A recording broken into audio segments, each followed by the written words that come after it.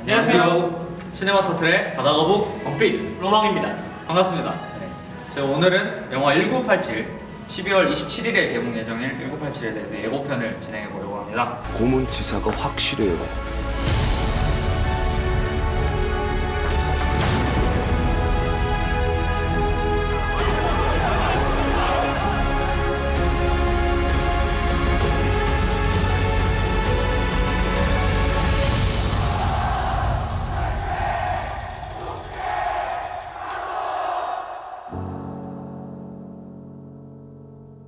예, 1987년 1월 22살 대학생이 경찰 조사를 받다가 사망하게 되는데요. 경찰은 이 사건을 단순 쇼크사로 이제 덮고 이제 그 화장을 해서 시신을 화장을 해서 덮으려고 합니다. 사건을. 증거를 인멸하려고. 그렇죠.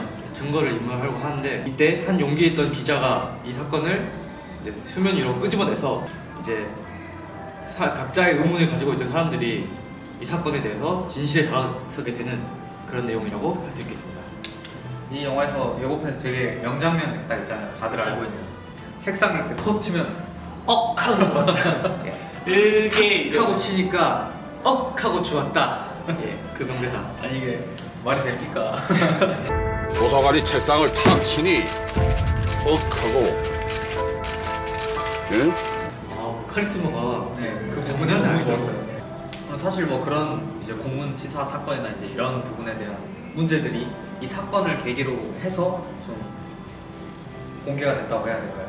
그 당시 정권이 이제 그 전두환 독재 시절이에요. 군부 독재 시절인데 이 사건을 계기로 이제 직선제 사실 이 박종철 학생이 열사 이제 잡혀가기 전부터 대통령 이제 임기가 끝나가고 있었거든요. 직선제를 이제 요구하는 시위가 한창 진행되고 있었다고 해요. 진행이 되고 있었는데 그 일환으로 이제 박종철 열사가 잡혀간 거죠. 이제.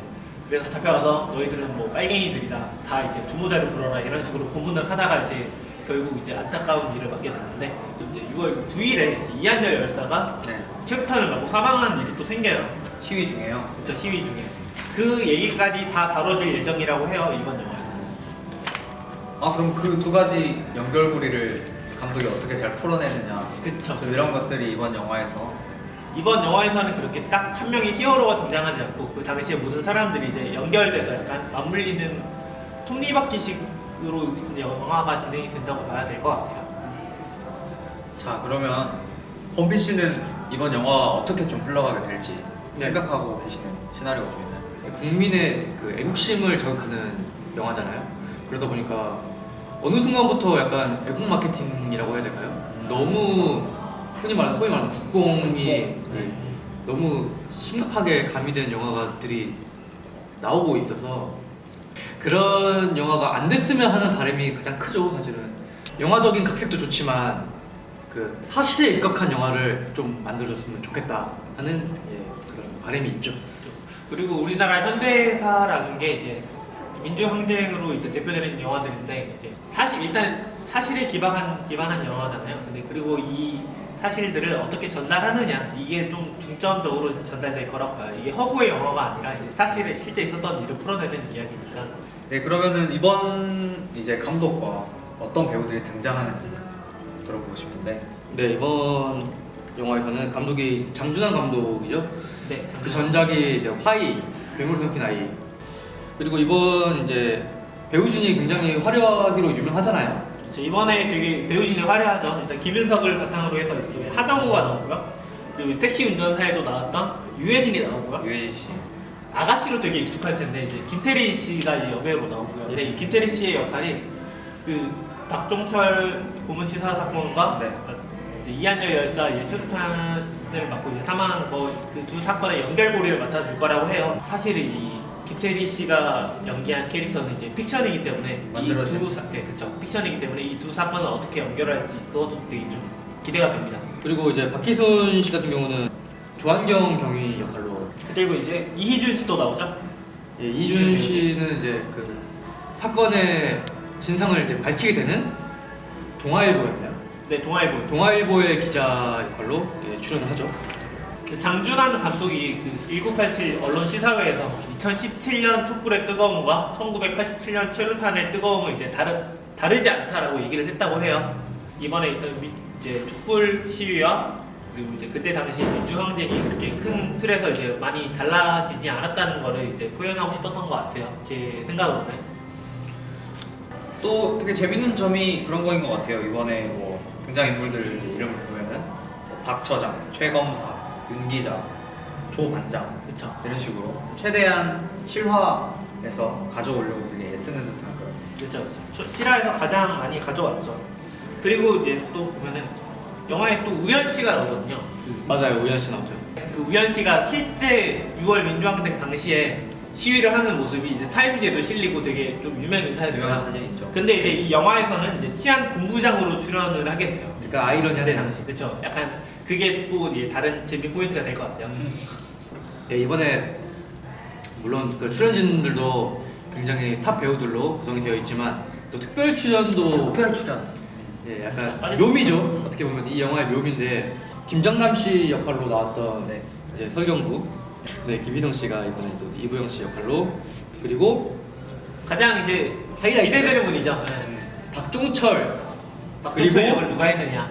이한열 두 열사의 역할을. 이 두 열사 이 영화에 어떻게 보면 진짜 주인공이라고 할 수 있는 이 두 역할 누가 했을까? 사실은 가장 이슈가 궁금한 부분이거든요. 사실 사람들이 궁금하기도 했고 누가 했죠? 여진구 씨와 광동원 씨가 했죠. 야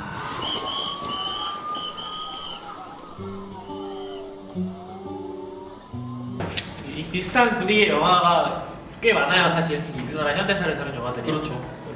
대표적인 걸로는 이제 가장 가까운 배경과 가장 가까운 사건을 이야기한 게 남영동 1985라는 영화인데 이 남영동 1985는 이제 똑같은 배경이에요.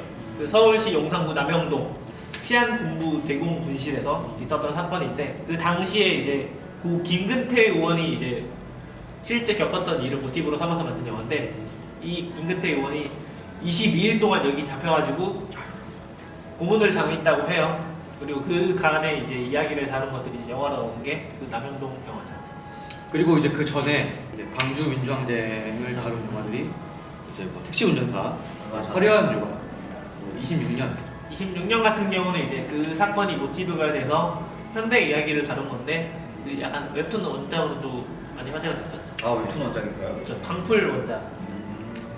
네, 뭐 그런 영화들이 이제 다 그 당시 극동의 시대를 배경으로 한 영화들이죠. 네. 이런 영화들이 되게 많이 나올 수밖에 없고 또 이슈가 되는 게 약간 이 현대사를 다룬 영화다 보니까 좀 더 이슈가 되는 것 같아요. 지금도 살아있는 사람들 이야기니까. 그렇죠. 자 그러면 이제 마지막으로 이번 예고편 보면서 이제 각자 기대하고 있는 포인트를 한번 들어보도록 하겠습니다. 이 당시 이제 1987이 배경이 된 1987년의 현실과 지금 우리가 겪었던 2017 우리의 세대가 그게 크게 다르지 않다라는 것이 이제 가장 기대되는 포인트죠. 저는 이제 그 범피 씨는 그 사건에 집중을 했다면은 저는 이 배우들의 연기가 좀 더 기대가 돼요. 사실 이 예고편에 나왔던 이제 김윤석 씨의 연기가 너무 저는 인상이 깊었거든요. 단지 예고편일 뿐에도 불구하고 그리고 또 이제 하정우 씨라던가 네. 아니면 이제 그 이희준 씨라던가 그 기자와 그 검사에 대한 그 이야기 이런 그 워낙 쟁쟁한 배우들이 나오다 보니까 이 연기로 어떻게 풀어갈지 그게 제일 기대가 됩니다. 저는. 저도 뭐 계속 비슷한 이야기들이긴 한데 뭐 배우들도 워낙 쟁쟁하고 소리도 좋지만 어쨌거나 이 영화를 제가 관람하는 동안에 좀 그 집중하는 핀트가 나간다고 해야 될까요? 그런 이상한 오버한 설정만 없었으면 좋겠다라는 생각이 드네요. 네. 네, 각자 기대하는 포인트들이 얼마나 영화에 잘 담길 수 있을지 기대를 해보면서 1987 예고편 리뷰를 마치도록 하겠습니다. 지금까지 시네마 터틀의 바다거북 범피 로망이었습니다. 감사합니다. 이미 사망했습니다. 살리세요. 소생이 불가능합니다. 시신은 어떻게 할까요? 태우라오. 어떤 아버지가 서울대 다니는 아들 시신도 확인도 안 하고 화장을 하라고 그러나? 어? 아, 서울대생. 관례대로 처리 중입니다. 시신에 손만 대봐. 뭐 모양새 좋게 갑시다. 법대로.